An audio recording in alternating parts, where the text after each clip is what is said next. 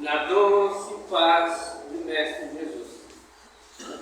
E que bom que mais uma vez aqui estamos nessa casa de amor, de acolhimento, de esclarecimento à luz do Evangelho de Jesus e dos preceitos da doutrina espírita. As nossas boas-vindas a todos aqueles que, porventura, estejam adentrando a esta casa pela primeira vez. Devemos dizer que uma reunião desta ordem sempre terá alguém que estará vindo pela primeira vez. Porque nós temos que ter a clareza que nesse momento, além de nós encarnados, que aqui estamos no corpo físico, não tenhamos dúvida que é muito grande o número de desencarnados que aqui estão, que a exemplo como nós, vem em busca do amparo, do esclarecimento, que servirá de lenitivo para as suas dores.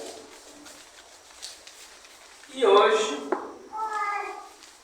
nos cabe a feliz oportunidade de juntos, vejam que nós dissemos juntos, e isso não é mero jogo de palavras, porque é junto mesmo.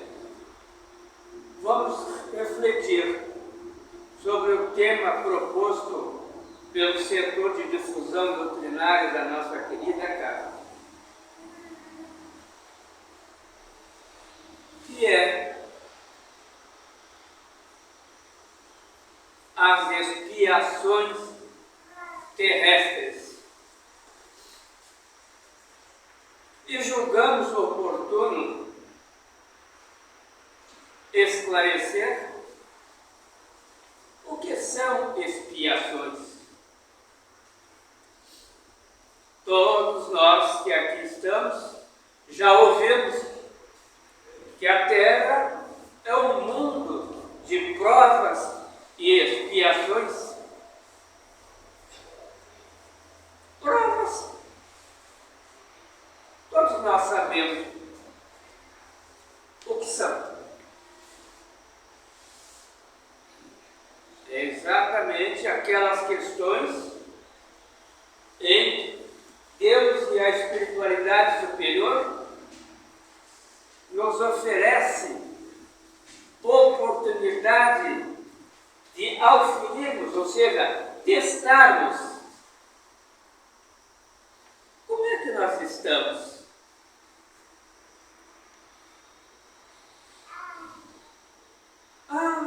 Eu gostaria muito de ter paciência.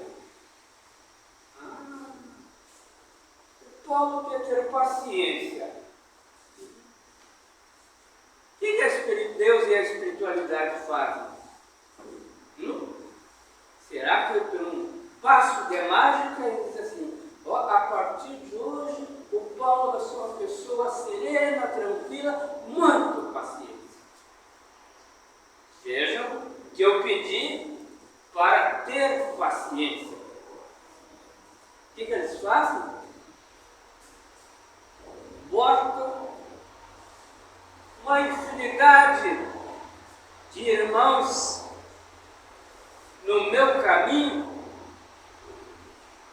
que ficam todo o tempo, como se diz no bom português, a me cutucar. Ué, eu não queria aprender a ter paciência? Como é que eu vou ter paciência se eu não for testado?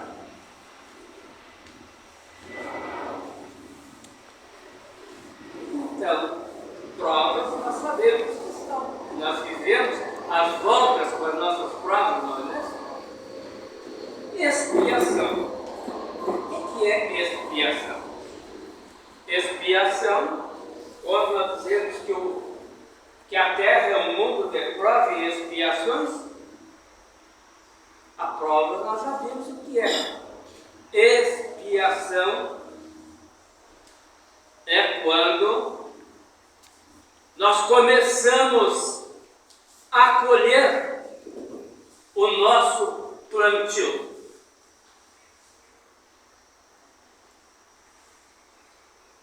Está lá no Evangelho. O plantio é opcional, mas a colheita é obrigatória. Então, expiações são exatamente quando nós começamos a colher o nosso plantio. Só que há várias maneiras disso ser feito.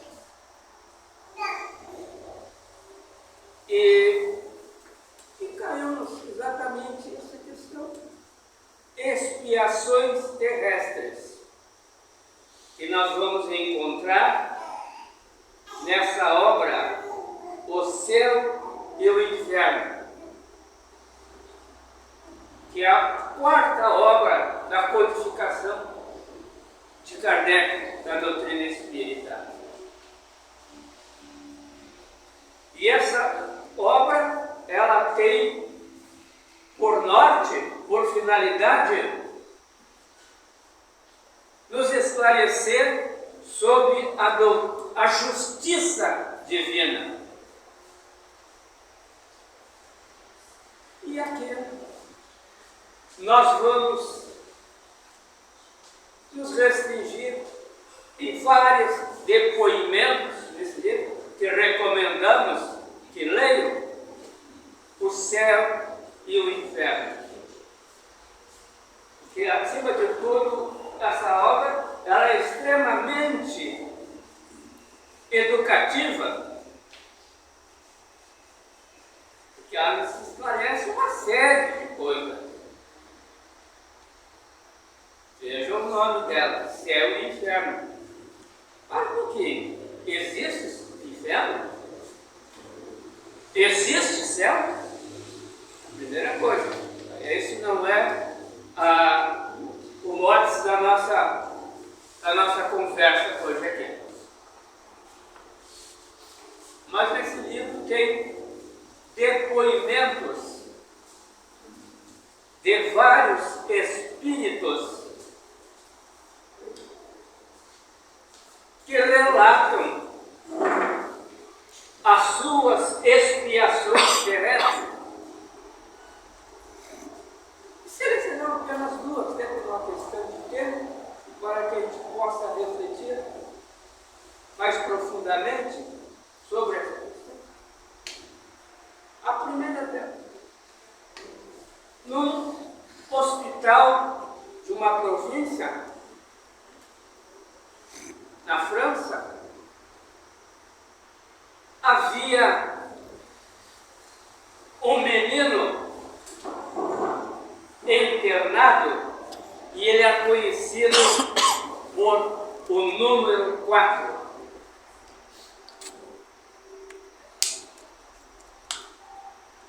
E essa criança, que tinha entre 8 e 10 anos, tinha umas deformidades extremas. Nos relata nesse livro que as pernas dele eram tão retorcidas que roçavam o seu pescoço. E ele tinha dores horríveis.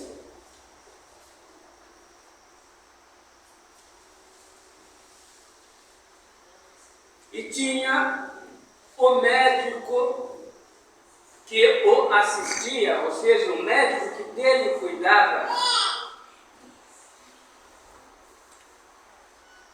notou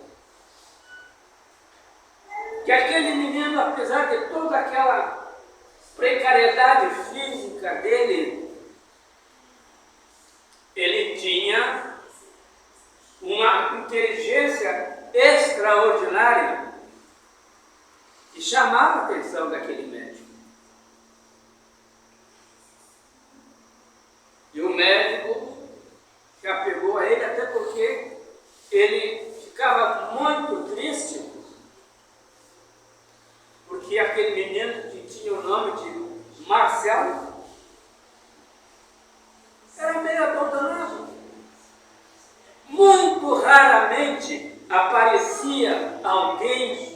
sua família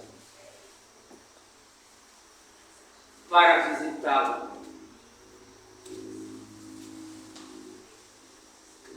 E o médico lia coisas para ele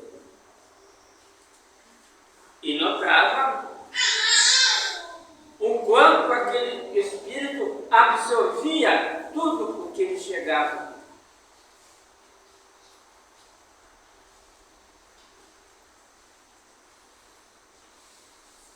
Determinado dia, ele disse para o médico: você não poderia me dar mais uma pílula daquelas que você tem me dado ultimamente? E o médico diz a ele: olha, eu já te dei a medicação hoje, e dar mais uma pílula, eu entendo que poderia te prejudicar. A que aquele menino responde: é que quando eu tomo esse remédio, eu consigo adormecer. Daí eu não incomodo os outros com os meus gemidos.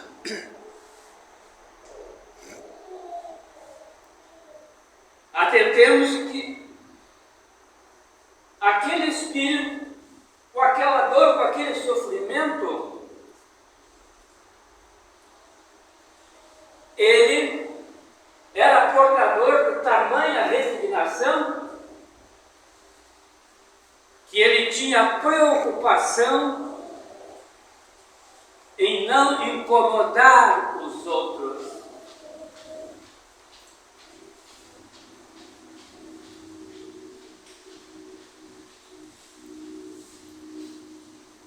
Passado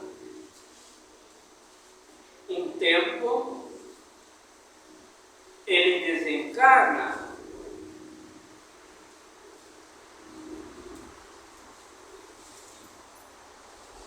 E aquele médico e outras pessoas se indagavam por que aquele menino, com pouco mais de 8 anos, tinha passado por tantos sofrimentos.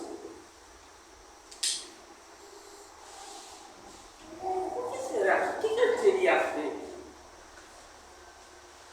Ele era cheio de chagas no seu corpo, vivia com dores, era praticamente abandonado.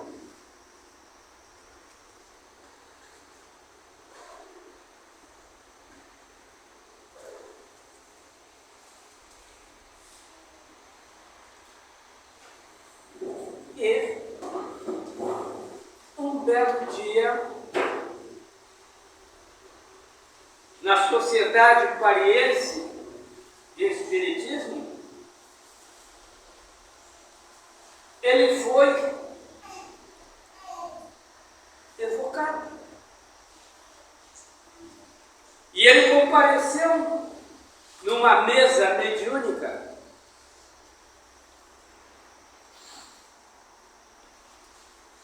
E ele falou. Aquele médico disse assim: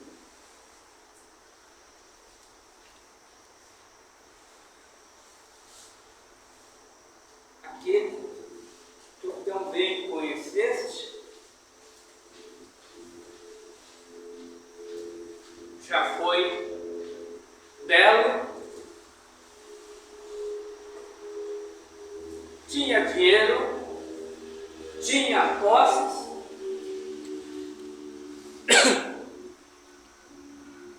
era tomado de um tremendo orgulho, espezinhava as pessoas,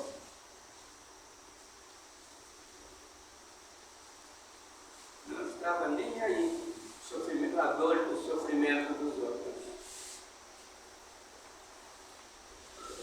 Aí questionaram, então essa encarnação que tu tivesse naquela condição era uma expiação?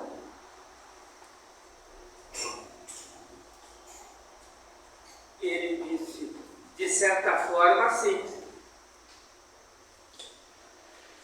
Só que não foi uma expiação da encarnação imediatamente anterior, aquela que tu conheceste também.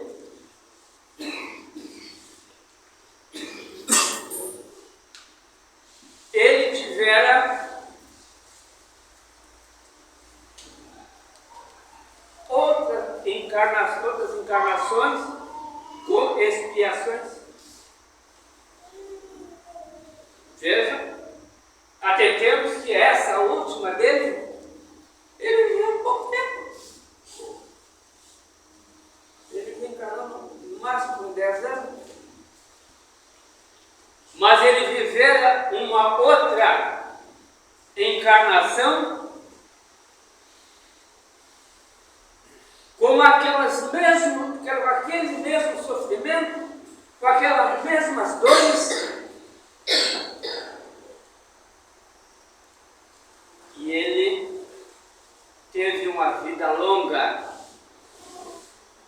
chegou a uma velhice bastante considerável.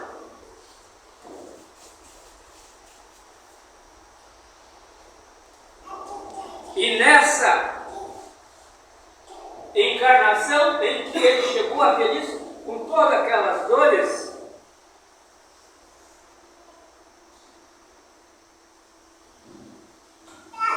que ele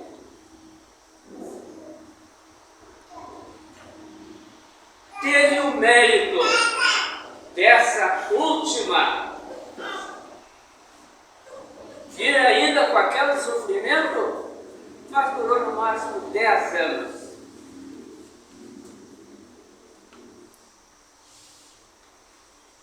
E ele veio com um propósito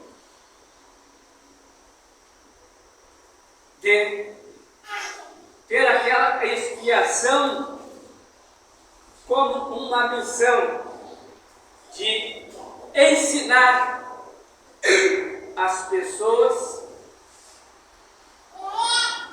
a suportar a dor.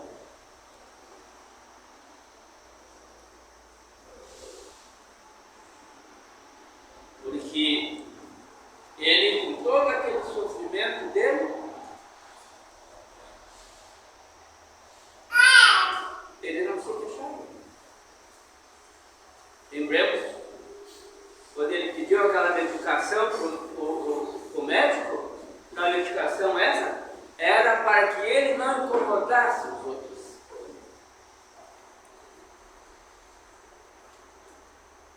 E nós temos sempre que a expiação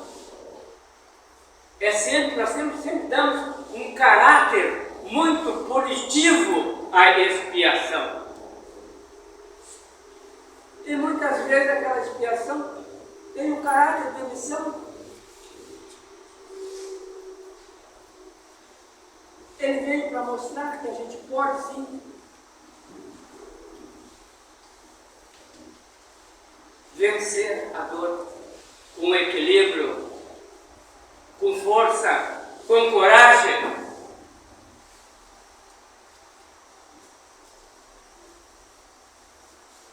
E esse espírito Marcel, que lá naquele hospital era simplesmente como o número 4. Nos dá uma lição enorme de resiliência, de perseverança, de bom ânimo. Isso demonstra que as nossas expiações, nós temos que aprender a vê-las como valiosa oportunidade de aprendizado.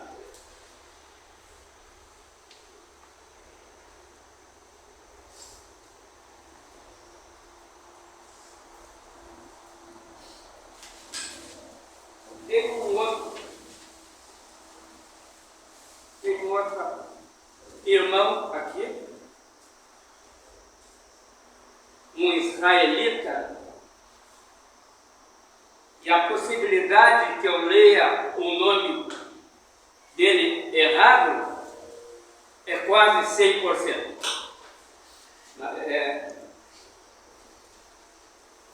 Isismel Isilgon.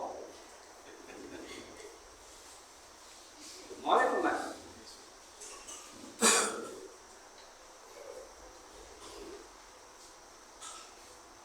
Esse irmão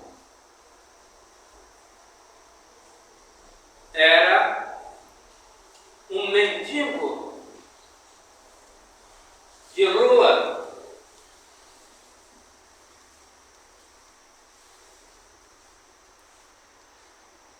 Só que ele tinha uma peculiaridade. Ele esmolava, pedia, e tudo que ele conseguia,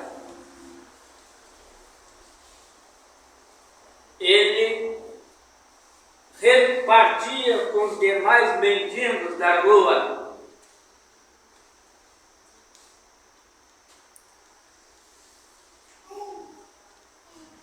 Ele estava muito mais preocupado em saciar a fome dos outros que a sua própria fome.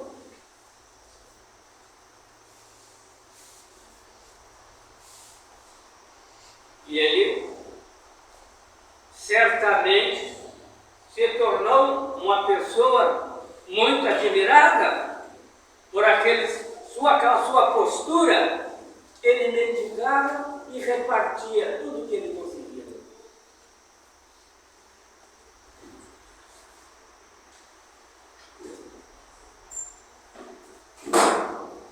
Aí,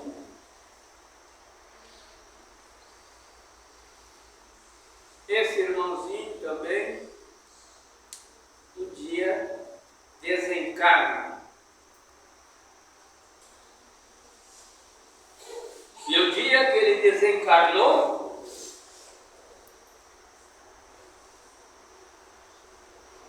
aquela cidade aonde ele morava, tudo parou. Até o comércio fechou, porque ele houvera desencarnado. Tal era a admiração que as pessoas tinham na sua mente as suas palavras, que ele vivia dizendo pelas ruas. Olhem pelos pobres, cuidem dos pobres, procurem ajudar os pobres. E certamente as pessoas se perguntavam: como é que uma pessoa tão boa daquela estava mendigando pelas ruas? Até que um dia ele também foi invocado na sociedade parisiense e ele relatou a sua história. Fora um homem de grande poder. E quando ele estava no poder, o que ele fez? Proibiu os mendigos. Que os mendigos dividissem aquilo que conseguissem. Tem mais? O que ele fez? Fez uma taxação em cima daquilo que as pessoas arrecadavam. Ou seja, o mendigo arrecadava aquilo, ele tinha que pagar um valor X de imposto em cima daquilo. E aí daquele que se atrevesse a dividir.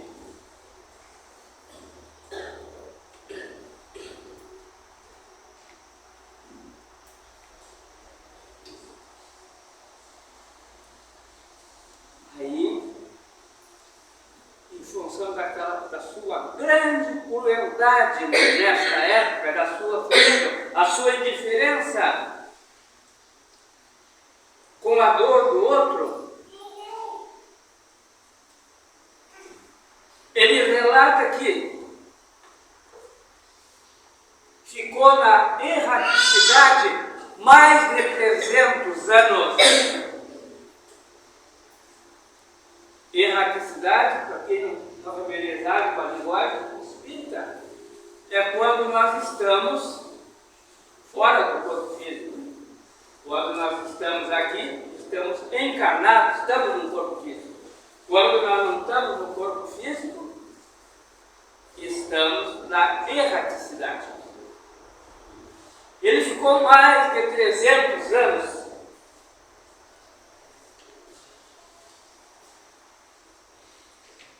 E quando ele consegue autorização para reencarnar, ele pede a oportunidade de vir como mendigo e fazer aquela obra que ele fez, que ganhou toda a simpatia daquela comunidade, a ponto do dia que ele desencarnou, nem o comércio funcionou.